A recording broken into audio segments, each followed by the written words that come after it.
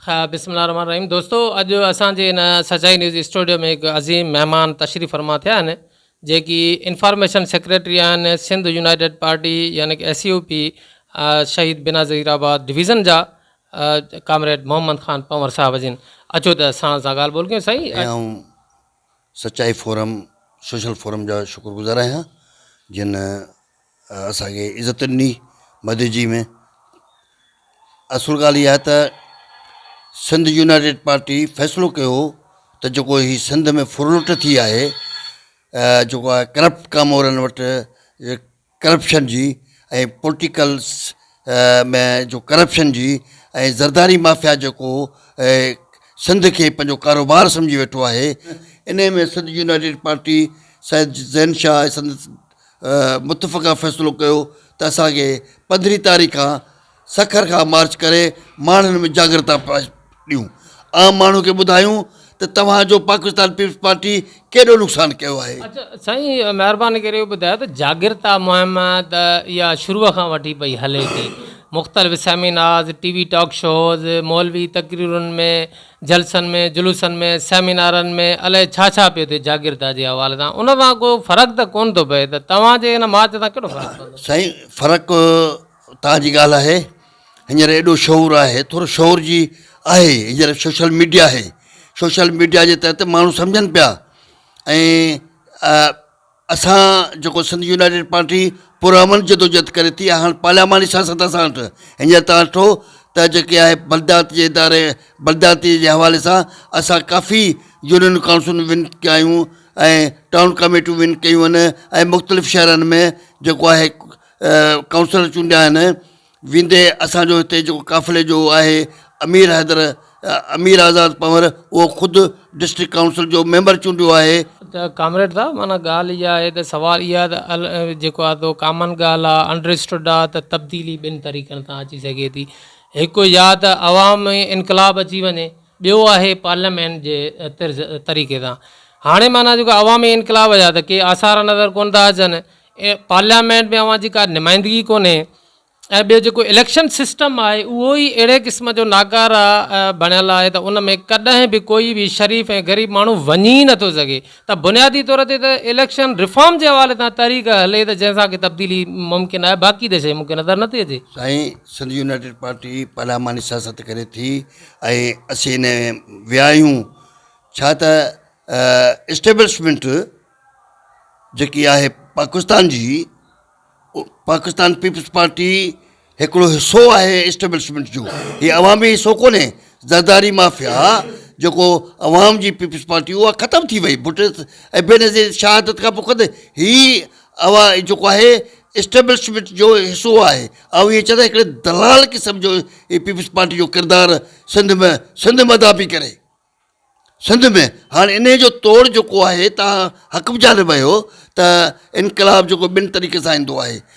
असां साईं जेम्स जा पोइ लॻायूं, असां पुरअमन अदम तशद्दुद जी पॉलिसी जा पोइवार आहियूं। असां पार्लियामानी रस्तो अख़्तियार कयो। पहिरीं कोन हूंदो, पहिरीं क़ौम परस्त नारा हणी वॾेरनि जो तव्हां बाबा तव्हां सां असांजी वॾी मोहबत आहे, छो त असीं बि हिन मरहले में हुआसीं।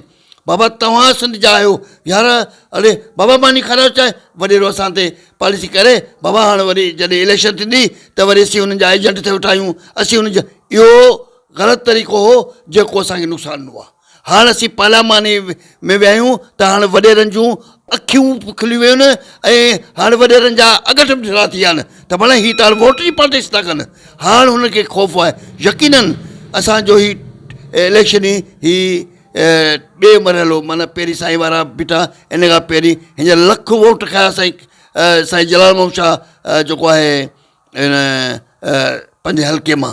त कमरेड साहब, हिन वक़्तु जॾहिं तव्हां बि ॻाल्हि कयो था त माना ज़रदारी माफ़िया या ॿियूं पार्टियूं सभु एस्टेब्लिशमेंट जे कंट्रोल में आहिनि, ऐं हिन वक़्तु ताज़ो जेको आज़म सवाती साहिब बि हिकिड़ी अगेंस्ट ऑफ एस्टेब्लिशमेंट तहरीक स्टार्ट कई आहे, त बजाए हिन जो अवां अलॻि माना स्ट्रगल कयो, उन सां गॾिजो न ताक़त में माना वज़न बि। साईं, यकीननि असांजो ज़हन, असांजा दिमाग़ हुननि जी फेवर था कयूं, पर असां सिंध जे तवसु सां असांजा वॾा वेधन थिया आहिनि। असां सिंध जे वसीलनि ते धारनि जो कंट्रोल कराए पियो वञे ज़रदारी माफ़िया जे तहत। इहो बैरिया टाउन हिसेदार आहे, इहो सरकारी बनियूं भोगलनि मुठ ते ॾेई करोड़ रुपया था कमाइनि। हाणे सवालु इहो आहे त इहे जेके मुक़ामी असां सां जेके थियनि था उन जे लाइ असांजी जदोजहद आहे। असां जेको बि दुनिया में मज़लूमनि जी फेवर करे थो, मज़लूम जी जेको ॻाल्हि करे, असांजो अॼु ख़ुदि दिमाग़ु ॾेई वञे थो मदद में। असां टेररिज़म जे ख़िलाफ़ु आहियूं, असां हर उन अमल जे ख़िलाफ़ु आहियूं जिथे जेको आहे टेररिज़म जी निशानदी करे। अमन तरीक़े सां पंहिंजे सिंध जे माण्हुनि खे वोट जे ज़रिए चऊं था त पाकिस्तान पीपल्स पार्टी हाणे तव्हांजे इहो मसइलो जो हल कोन्हे, हाणे SUP जॉइन कयो ऐं वोट ॾियो। असां GDA सां इतिहादी आहियूं, हाणे GDA सां इतिहाद कयो अथऊं। GDA खे बि इन ॻाल्हि ते अहसासु थियो अथव की सिंध जे मसइलनि ते असांखे कुझु करिणो पवंदो, हिज़्ब इख़्तिलाफ़ जा आहियूं। हाणे इहे बि आहिनि ऐं असांजो जेको घराणो आहे साईं जेम्स साहिब जा जेके आहिनि पोटा, इहे तमामु ईमानदार घराणो आहे। साईं जेम्स जो त हिकिड़ो अज़ीम जेको आहे किलेबर रहियो। असांजो जेको चेयरमैन आहे साईं जलाल मोहम्मद शाह, ऐं सच थो चवांव त हीउ जेको आहे जेको अलाह वारो अथव, ईमानदारी अलाह वारो अथव, सादो सादा माण्हू।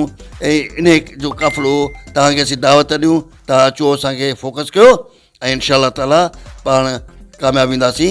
असीं पार्लियामानी तरीक़े सां हाणे वोट जो नेमल बदल चेंज कयो, पीपल्स पार्टी खे खला हणो ऐं उन खे वोट न ॾियो त पुरसुख कीदा। हाणे इस्टेब्लिशमेंट में बि आख़िर त सभई त कोन हूंदा न, आख़िर अहिड़ा माण्हू बि त वेठा हूंदा न जेके सम्झंदा त हीउ मुल्क ॾेवालेपण में अची वियो आहे। इहो छो ॾेवालेपण में अची वियो आहे? बजाए पाण पॉलिसियूं तयारु कनि, हाणे तव्हांजी IMF पॉलिसी तयारु करे त हीअ करो, हीअ कयो त पोइ तव्हांखे पैसा मिलंदा, हीअ कयो त इहा छा आहे? नाली आहे न हुक्मराननि जी, नवाज़ शरीफ़ जो नारो हो न, वोट को इज़त दो। भाई वोट को इज़त दो छा? वोट जो रुगो इहो इज़त तव्हां इक़्तिदार वठो। ऐं तव्हांजी पॉलिसी किथे रही आहे? हींअर महांगाई ॾाढो भरी छॾियो आहे।